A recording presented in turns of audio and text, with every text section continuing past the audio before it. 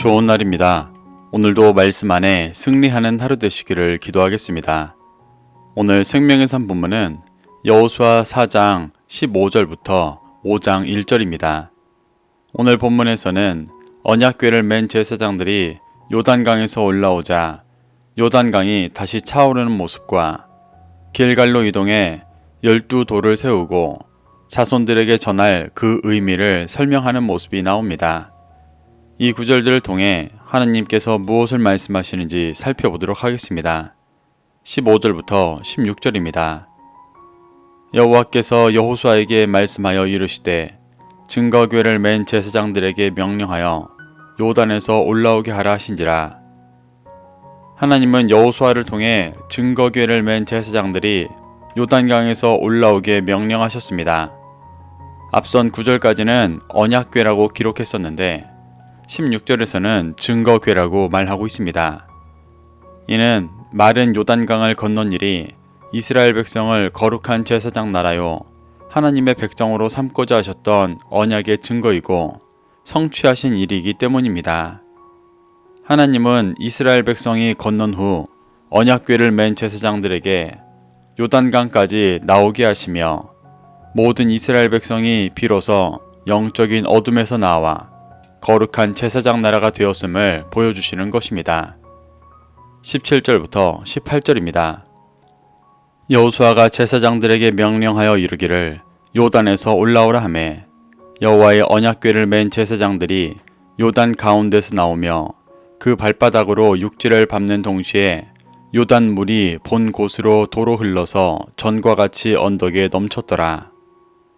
여호수아는 하나님의 말씀에 순종해 제사장들에게 명령하여 요단강에서 올라오게 하였습니다. 그래서 언약궤를 맨 제사장들이 명령에 순종해 요단강에서 나오며 그 발바닥으로 육지를 밟자 요단 물이 본 곳으로 도로 흘러서 전과 같이 언덕에 넘치게 되었습니다. 여기서 발바닥으로 육지를 밟는다는 것은 사도 바울이 고린도전서 15장 25절에서 말하는 원수를 발 아래 두는 것과 같은 것입니다. 사도 바울은 로마서 10장 15절에서는 이러한 발걸음을 좋은 소식을 전하는 자의 발과 같은 것이라고 말했습니다. 그래서 발바닥으로 육지를 밟는다는 것은 그곳에 진리의 기준으로 빛을 비추며 원수를 발 아래 두는 것을 의미합니다. 언약궤를 맨 자들이 영적인 어둠인 강을 밟자 그 강이 말랐던 것과 반대로 육지를 밟자 그 육지는 진리 안에 거하게 되었고 요단강은 진리에서 벗어나 다시 물이 차오르게 되는 모습을 보여주는 것입니다. 이는 우리가 언제나 진리의 기준 위에 서 있어야 함을 보여주고 있습니다. 이렇게 하나님은 언약궤를 맨 제사장들이 나아가는 발걸음을 통해 이스라엘이 거룩한 제사장 나라로서 가나안의 진리의 기준을 세워가고 있는 모습을 보여주고 계십니다.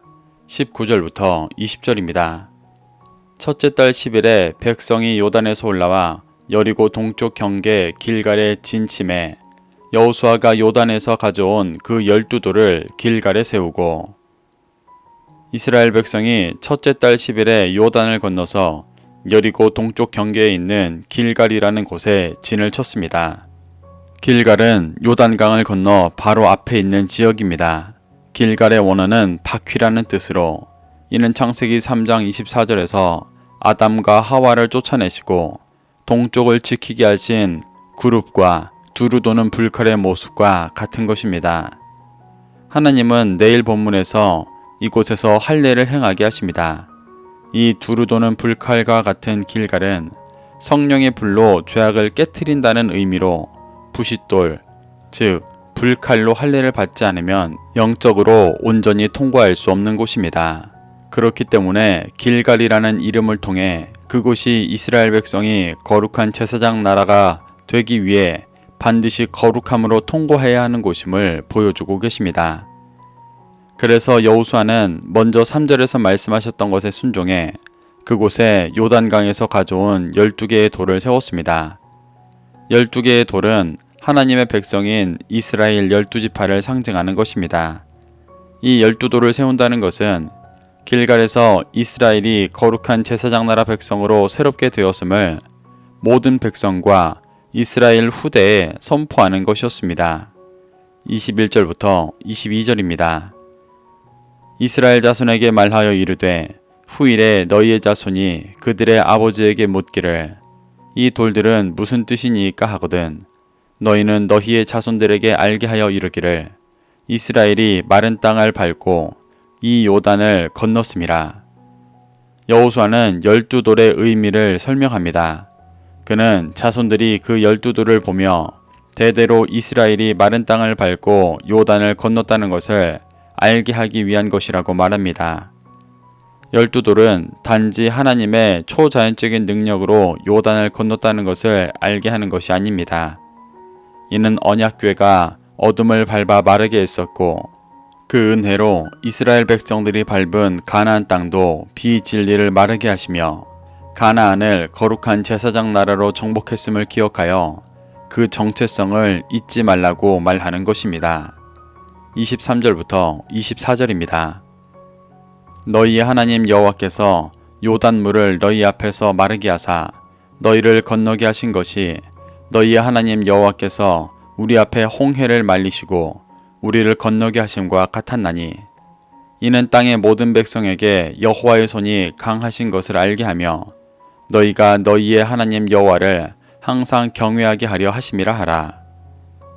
여호수아는 계속해서 후손들에게 알려줄 길갈에 세운 12돌의 의미에 대해 설명합니다.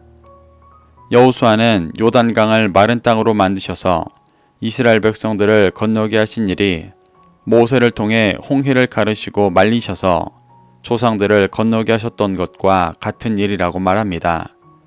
고린도전서 10장 1절부터 2절에서는 홍해를 건넌 일이 모세에게 속하여 세례를 받은 일이라고 말하고 있습니다.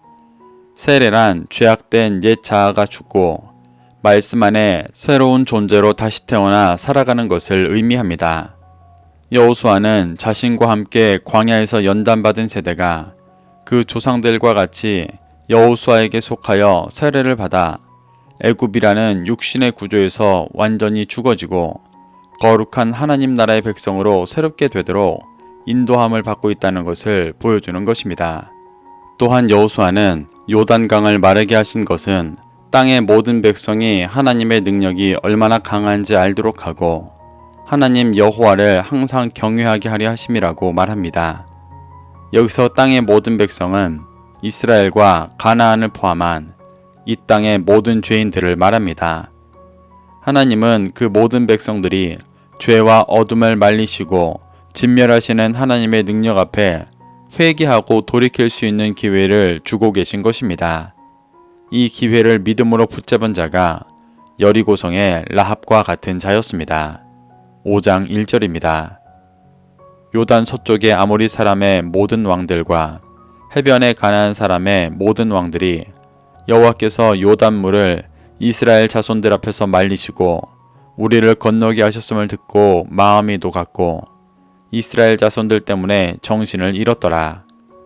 여호수아는 요단을 말리셔서 이스라엘을 건너게 하신 일로 인해 요단 서쪽의 아모리 사람의 모든 왕들과 해변의 가나안 사람들의 모든 왕들의 마음이 녹았고 이스라엘 자손들 때문에 정신을 잃었다고 말합니다. 이들이 실제 가나안의 왕들의 마음이 녹았고 정신을 잃었는지 확인할 시간은 없었을 것입니다. 하지만 이는 이미 라합이 고백했었던 일이었습니다. 요단을 건너기 전에도 여리고는 이미 마음이 녹았고 정신을 잃었었는데 요단을 하나님의 능력으로 건너면서 가나안 전역에 있는 자들 또한 동일하게 되었다고 여호수아는 선포하고 있는 것입니다. 이는 요단을 말리셔서 이스라엘을 건너게 하신 일이 모든 가나안 왕들에게 라합과 같이 회개하고 돌이킬 기회를 주시는 것이라 말하는 것입니다. 이렇게 하나님은 오늘 본문을 통해 언약궤를 맨 제사장들이 요단강에서 올라오자 요단강이 다시 차오르는 모습을 보여주시고 길갈로 이동해 12돌을 세우게 하시며 자손들에게 전할 그 의미를 설명해 주고 있습니다. 우리도 이러한 하나님의 역사하심 속에서 교훈받아 언약궤를 맨 제사장들처럼 진리를 중심에 새기고 발로 밟는 모든 곳을 진리의 빛으로 비추는 그리스도인 되시기를 축복합니다. 그래서 진정한 제사장 나라를 이루어 모든 죄인의 어둠을 말리고 진리로 인도하며 다시 오실 주님을 준비하게 되시기를 소망합니다. 오늘도 말씀을 심령에 새겨 승리하는 하루 되시기를 기도하겠습니다.